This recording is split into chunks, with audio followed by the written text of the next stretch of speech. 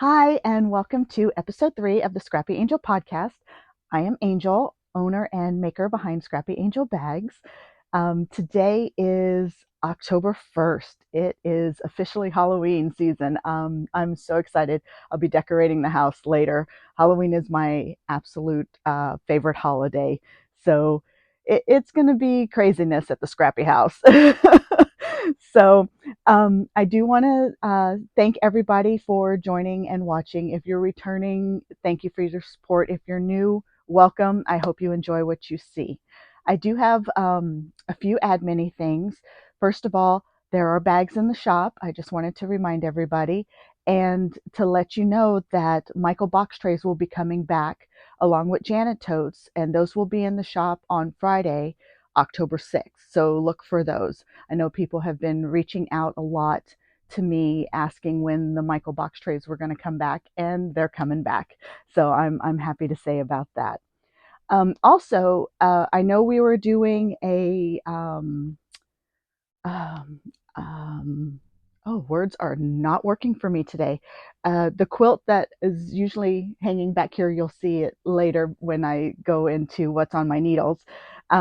I had asked, and the designer had asked for suggestions on the name. Unfortunately, I'm going to extend it until the end of the month just because I have been under the weather. She's been under the weather. I don't know if it's sinuses or if it's allergies that are kicking up or if it's just the change in weather. But the sinus pressure has been crazy and it has not been a fun week, at least for me. So I haven't had a chance to get with her. So I'm extending that so that you still have time to suggest a name and get put into the drawing for a free pattern. So that being said, let's go to what's on the long arm. And unfortunately, like I said before, with the way I was feeling, I didn't get to quilt the 2 baby quilts. So those are still on the long arm. But I did, however, finish what was on my design wall. So the catnip quilt is finished. And I am going to go ahead and see if I can get this to where you can see the whole thing or as much of it as possible. Sorry to have my back to you, but I am so excited. You can see I added the second ring here that was actually just up there, and then I added the third. I'm very excited about how this turned out. This is actually my oldest UFO. And a few of my sewing buddies have been laughing at me because I initially cut all of these pieces out um, in, I think it was right around October, November of 2019. So every piece was cut out and ready to sew. I just had it stuck in a bin. So about, I would say 2021, I started sewing it together. And if you remember from last episode, with this being on the design wall, everything was done except for this ring here and the outer one. And that had been done since 2021. So again, it's took forever. And when you get to a point where you're at just so little bit left to do, you wonder why you're just sitting there with it. And sorry if you hear my dog barking, she's upstairs. Um, but yeah, I'm very excited and I can't wait to get this on the long arm. And I think I might, after I get the baby quilts done, this might be the next quilt on the long arm, even though I'm ashamed to say, I think 10 quilt tops that need to be long armed and ready to be just finished. But no judgment here, right? So with that being said, now we're going to go to the design wall and I'll talk about the next quilt that I'm going to work on. Now, what I have on the design wall today is my Seahorse Carousel quilt by Robin Ruth. This is a quilt along that was done with my sew group that we started, I believe, in 2022. Actually, yeah, I think a year ago. And we started this because everybody wanted to do like a compass quilt, and you can see here in the center it looks like a compass. So that's why this is called Seahorse Carousel Mariner's Compass. And I really do love the way it turned out. And you can see it is pretty much almost done. The only thing I'm missing is my corners, and I'll show you the pattern. You can see in the pattern here where the corners are, and you can see where, there it is, where mine is missing. And then there's also these little mariner's compasses, as you can see there, that go in between the seahorses. I personally didn't like it. I have them all made, and if you put it up, you can see it just, to me, makes it look too busy with mine and the way my pattern is. I'll take a close-up picture. I'll put a few of them up, and then I'll take a picture and I'll insert it. That way you guys can see what it would look like if I had it in there. For me, I just, I don't care for it. So I'm going to leave them off. But let me know what you think, if you like them or if you don't, or if you agree with me.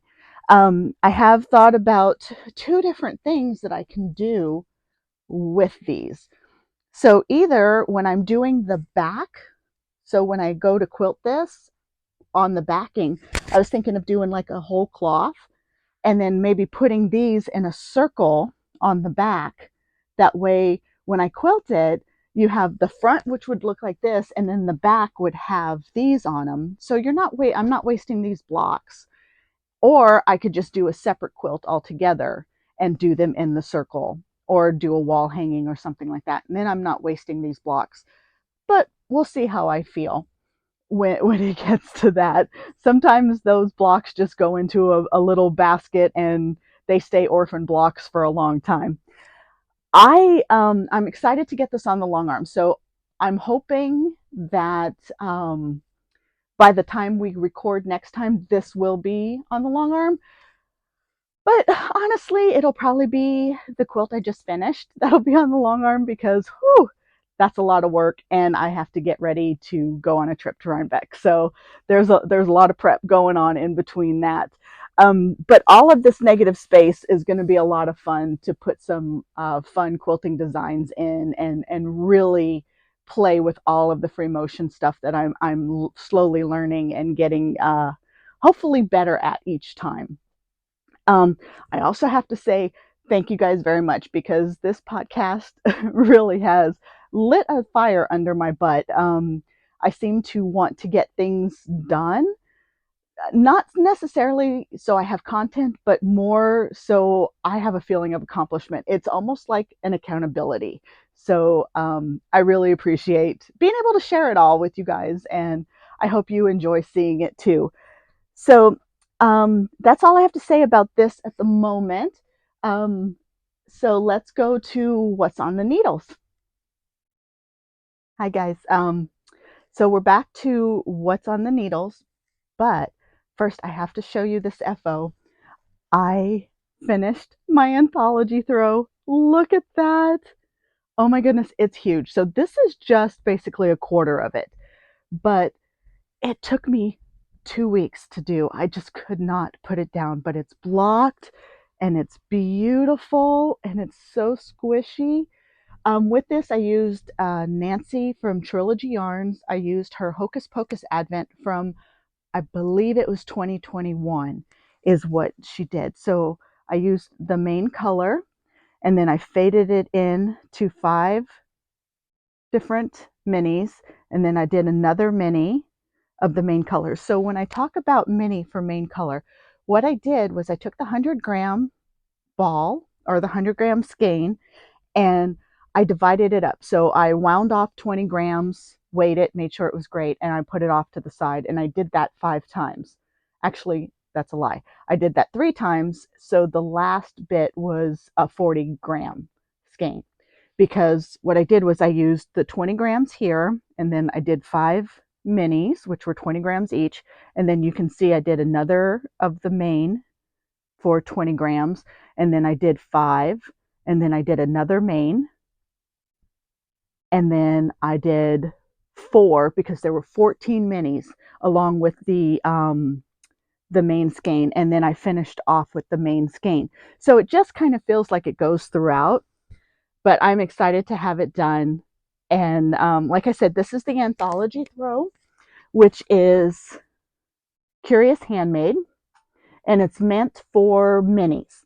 So it was written for 24-gram minis, 24 20-gram minis, if I could talk right.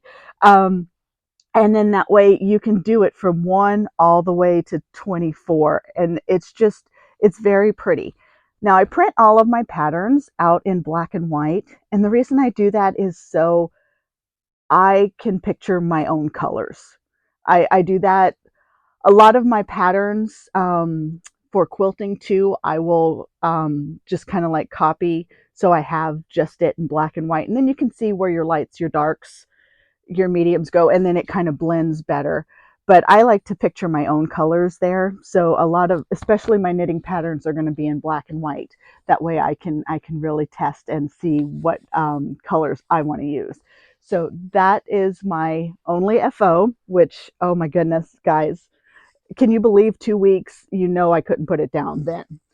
So the next thing I have are whips. Now, you guys saw this. This is my Woolens and Nosh with Earth Tone Girls. This is Falling in Love. Let me grab the tag for you so you can see Woolens and Nosh, Earth Tones Girl. And this is the 90% superwash targhee and 10% nylon 3-ply. There's 411 yards in the skein.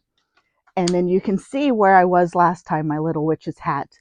This is where I was. So I finished this whole sock. Then I also started the other one, and I am ready for the toe, or the toe. Oh my goodness, people. I'm ready for the heel. So that will be done before Rhinebeck, because I want these so I can wear these while I'm there. And besides, they're fall. So I'm trying to get all of my fall sock yarns done this year. That way I have, what am I trying to say? I guess my goal is to have all of October where I have either Halloween socks or fall socks or something. So like 31 days of socks to wear. And I got the idea. I was watching Jude from Stranded Dye Works podcast, and he had a box that he did for Christmas. And I started one of those too, where he had all of his Christmas socks. So he had 25 sets of socks that he would wear one each day. And I wanted to do that for Halloween also. So I have a box for Halloween and I have a box for Christmas. So once I get this one done, I have started on, this is in my Kimberly pouch. I've started on Woolens and Nosh. It's called Fancy Schmancy Pumpkins. So Woolens and Nosh, Fancy Schmancy Pumpkins. And again, this is on her 9010 Targhee nylon. You can see how pretty this is. And then I just have the toe, and I just started knitting in the round. Now this one is, I cast it on because this is a Rhinebeck project. Let's face it, I'm going to be at a house with a bunch of girls, and we are going to be sitting there chit-chatting, talking, and it's easier to just knit in the round and not have to think about anything. So this project, although I started, will probably only be worked on at Rhinebeck. And then I also started because I swore I would never make another one of these. And last year I had knit my husband a hat. I knit him the Jason's Cashmere hat.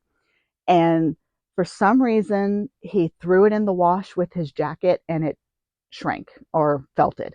So it no longer fits him.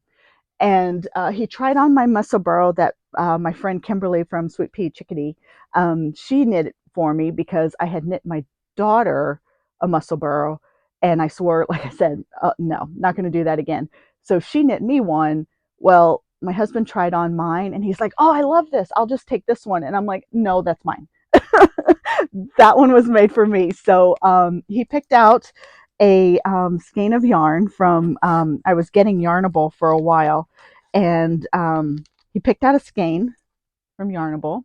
This is the Bougie New Year, is the colorway, and it's just beautiful. It really is. You can see all those pretty colors. So I got it started and it is all done for the all the increases are done.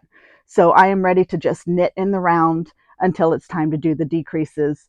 Um, and then again, this is going to Rhinebeck with me so I can work on that.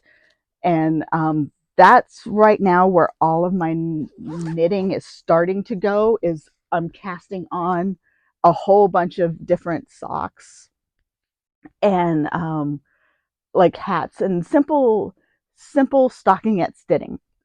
Stitting. Whoo, that's a word. Stitching. Excuse me. That way it's just easy stuff. I don't have to think about it. So even if we're walking around the festival, we're going to Woolen Folk. So if we're walking around the festival, I can just walk and knit and look and not have to worry about, oh my God, I'm doing some lace, or I'm doing, yarn overs and, knit twos together, and I got to remember where they go. So I just wanted something simple, but that's where I'm at. And that pretty much is all I'm working on right now, is just getting projects together and ready to go. I'm finishing, like I said, I'm trying to finish up old quilts. I'm trying to finish up socks so I can start all the Christmas socks. And let me tell you, I think next time on the next episode, I'm going to show you my yarn cabinet and the yarn I have. It's not a lot. I do, but my self-striping yarn stash, uh, I I have a habit, and I don't apologize for it. I love it. So now let's talk about some of the things that I've purchased since the last time we were together. Okay, before actually I get into what I've purchased since the last time we were together, I total newbie, I know. I always forget to tell you guys. I do all my socks toe up. I do the, thanks to Michael piece per piece, I do the Turkish cast on. I used to do the Judy's Surprisingly Simple cast on. I think that's how it was. Judy's Magic cast on. I used to do that, but I used to find that on the ends here that I'd get little bumps on the cast on, and it would just look funky to me. But the Turkish cast on, it looks really smooth. I'm pretty happy with that. But I do that with 12 stitches. I go up to 64, and then I do 70 rounds I do the toe, all the increases to 64. Then I do 70 rounds for my foot. I wear a women's size 9, and then I do a heel, and the heel I always do is the Fish Lips Kiss heel. One, it's just simple. I know it by heart. And then again, I like my socks with the self striping. I just want to be able to just knit and watch the colors come to life. And then I do 30 rounds. You can see on here. So then I do 30 rounds before I do the ribbing. And then I do 20 rounds of 2x2 ribbing. And then I bind off with the Judy's Surprisingly Stretchy bind off, but I do it backwards. So if you're knitting in the round, I would bind off backwards. And in that way, what it does is when it's time to finish off, it finishes off flat. It helps it when you graft it together. So that's what I do it. And I do all of mine on a size 1 needle. And then I do them in 9-inch circulars. So that's how I do all of my socks. I do plan on making different style socks going forward, but that's going to be in the new year, and we'll talk about that when I get close to it. So now let's get into what I've purchased. Now, my monthly subscription to the Fat Quarter Shop, which is their sew sampler box, came in. So we'll open it up. Hopefully this is not too loud for you guys. So you can see it says Rustic Autumn, and then we'll take it out, and then, oh, look at all the fun stuff.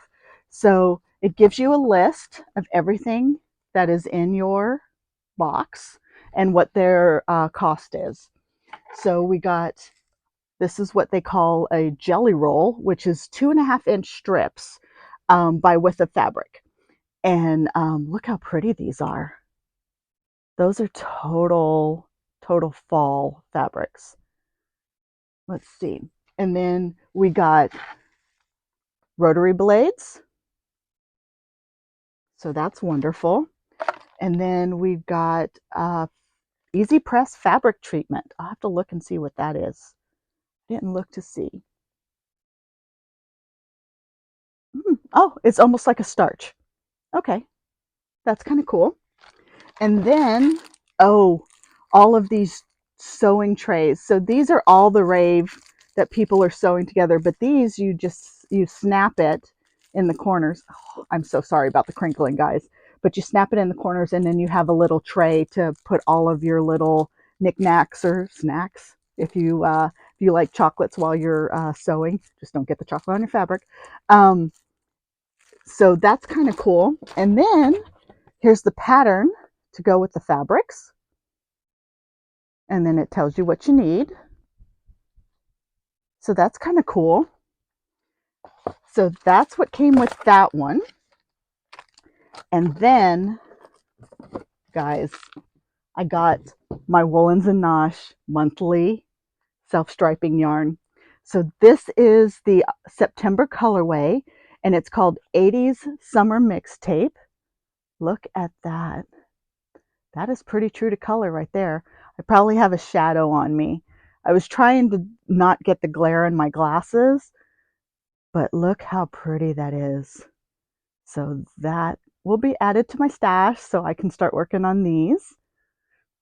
And then I went to my local yarn shop, which I've got to say is probably never a good idea because every time I walk in there, I'm always like, oh, what's new and shiny, and I have to walk around and see everything. Well, she had a table where it's September, so she has a September sale. So she had a table that was 50% off, and oh my Lord, I might have bought, I think, 3 sweater quantities of yarn. So this first one is Barocco Providence. It is 65% merino, 20% baby alpaca, and 15% silk. Look at that color. Oh my goodness. Isn't that beautiful? Do I know what I'm going to make? No. Do we ever? It's just you have to have this in your stash, right? So look at all the pretty colors in it. So you could definitely stripe this or just have it as a normal thing. So this, I believe it's a sport weight. So I might have a sport weight sweater going on my needles soon. So there's that.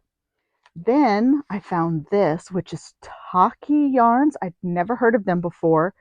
This is 57% wool, 43% polyacrylic. But look at that color. Isn't that beautiful? So not only did they have this sweater quantity, I did buy. Let's total honesty here. And then sweater quantity of this, but look at them together. So can you imagine if I had a sweater's quantity of each and I had any leftovers, you could put them together and have another sweater. So you'd have 3 different sweaters with this, and they all go together. I'm so excited. I know, simple things, simple minds. That's me. What can I say? But look how pretty. I absolutely love them. And I can't wait to figure out. These are worsted weights. So I've got to figure out what they're going to get put with. So look for these coming forward. So yeah, so that's the end of the purchases. So now we'll talk about what's going forward. Okay, guys, so what's going forward? I'm going to, like I said, I'm going to Rhinebeck, which, you know, how many times can you mention you're going to Rhinebeck, right? Can you tell I'm just a little bit excited? I always love going. It's just full of fun people and um, just it's just happy. It's just happy, and it always fills my cup. But I also have a few things that I want to get on Longworm. And then I did have a friend who sent me a box. It's a huge box, and I'll probably do an opening of it probably sometime in November, where she sent me a bunch of t-shirts. Her son is about 6 days older than my daughter, and they went to kindergarten, first grade, second grade. They've been friends since knee high to a grasshopper, basically. And she asked me to do a t-shirt quilt for him for his graduation coming up next year. And I said yes, because of course, why wouldn't you do that? It'll be my first t-shirt quilt, so we'll be doing that journey together. Like I said, I'll open the box, I'll do a little short, and we'll go over that. So that's what's coming up later. Again, I'm also going to do a video of my knitting cabinet with all of my yarn, so you guys can see how I organize my stash, and no guilt tripping.